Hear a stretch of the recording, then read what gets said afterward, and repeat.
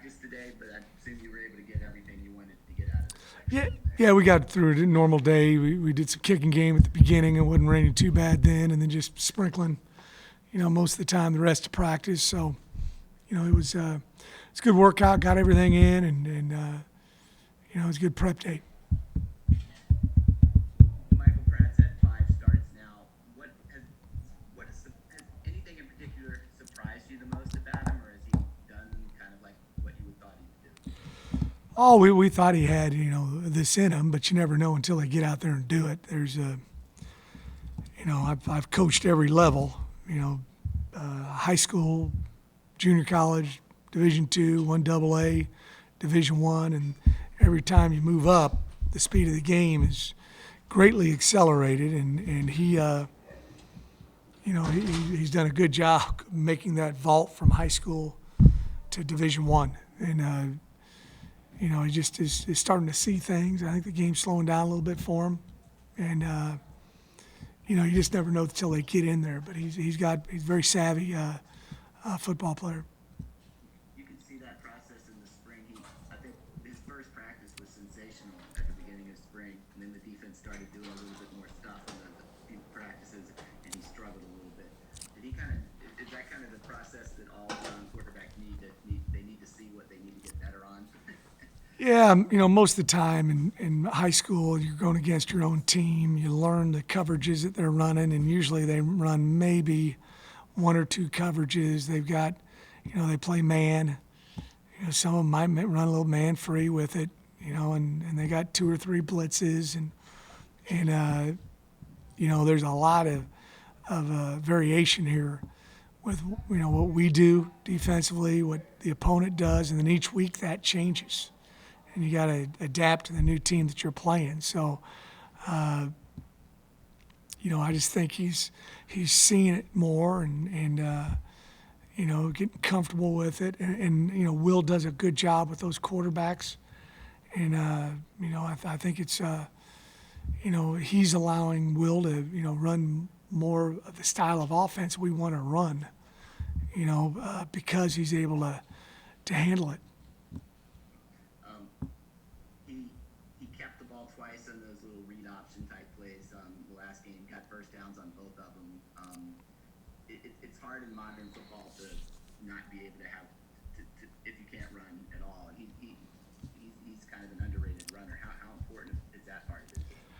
Very important because that's the big difference between Division One and NFL is the quarterbacks don't run much in the NFL. In the college game, they do, and if now you got to play 11 guys in the run game instead of just 10, and he does a good job of reading it and pulling it, and he's got a little better speed than maybe you think, and he's got to do a good job of we call it C2 split two. There's a guy here and a guy here, and you run right in the middle of them, and that way you receive glancing blows instead of head-on blows, and he's a tough guy and will take guys on, but we also want to have him play for a long time. Some things you can't teach. His touch on the deep ball. I think maybe his best pass in the last game might have been his last, and it wasn't even complete. The guy had pressure him through the deep ball and put it to the one spot where I think Deuce caught it. He didn't quite bring it in. But just how is that just a knack some guys have? Because It really is. You're right. It's everybody has some throws they throw better than others, but the thing that was impressive to us, I think we had him as 30 of 34 accurate throws. Maybe it was 31 of 34 because he had 4 drops. Was he 27 of 34? Was that what his completion was? Anyway, he had 4 drops. We count those as accurate throws. That's on the receiver, not on him. And then there was 3 balls that the receivers had to adjust to, or they were incomplete, or whatever. That's pretty darn good percentage. And he, the accuracy is just so important. Allowing guys, if they're going right, let them continue going right in stride. If they're going left, let them continue going left in stride. If you're throwing a bubble and you hit him right in the chest, that allows that guy to catch and get vertical up the field. And he's very accurate. He's got really good placement with the ball. he never played football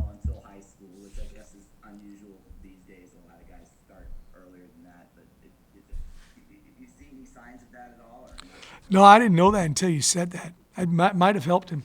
You know, sometimes you start going early and you get all sorts of people in your ear, and you know everybody's a quarterback guru. You know, everybody knows how to go.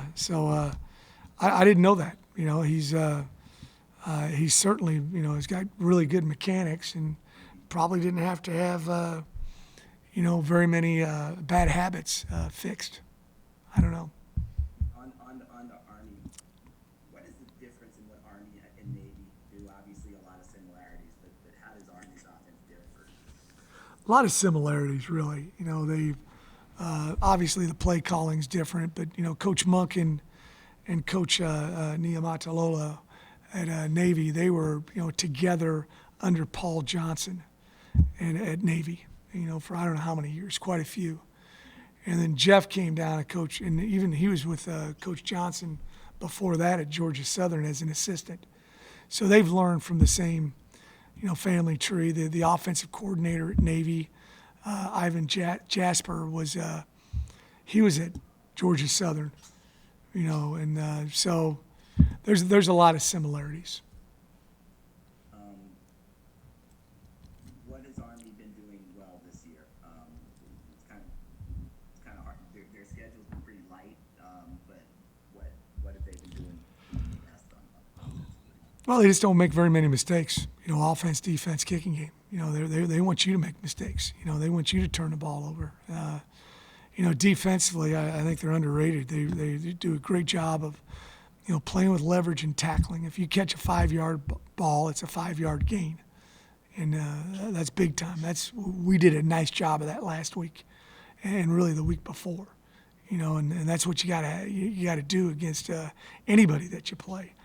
You know, I thought last week we did a super job of you know, maybe they block it up and they get bodies on bodies and a guy fits it up wrong, and then the safety, you know, he's the eraser and he has it as a 6-yard gain instead of a 55-yard gain. You know, so they do an excellent job of that. They stay over the top, play man coverage. They got good players. I mean, you know, I've mentioned that before. They've got the largest roster known to mankind, and you know, and they do a great job of getting these guys in there and developing them offensively. You know, they got a lot of different things they can do. You know, you work like crazy on the under center triple stuff, but that's just part of their offense. They'll also get in the gun and do some things out of it, which is a totally different animal, and they kind of get in and out of it, and that's a big advantage for them. So just very disciplined and don't make very many mistakes, and you know, we got to play extremely disciplined as well. You made a big conscious deal to lower the penalty. The penalty total was too high last year for your team. It has gone down pretty significantly this year. How do you feel about that? Do you feel pretty good? It's been okay. You know, I'd really like to eliminate the pre-snap and the post-play penalties, and we had way too many of them last week. You know, it's difficult. You know, you put yourself behind the 8 ball, and sometimes it's lack of focus or trying too hard, maybe, or getting into the moment and not doing what you should do. You know, we got to do a better job of that. Sometimes you overcome it, sometimes you don't. You know, they'd love for us to be in 1st and 15. They'd love that every time, you know, and they sure as heck, if when they get a hold and they get in 1st and 20, they don't like that, right? So we want to win that, you know, penalty battle, and they don't lose very often, you know, in those kind of situations. Thanks, appreciate it. All right, thank you.